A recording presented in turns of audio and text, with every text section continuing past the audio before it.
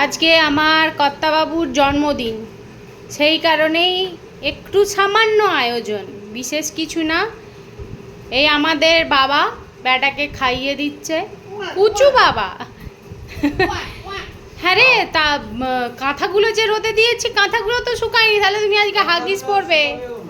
আজকে হাগিস পরাতে হবে বার্থডে বয়কে, কারণ এইটুকুনি বাচ্চা।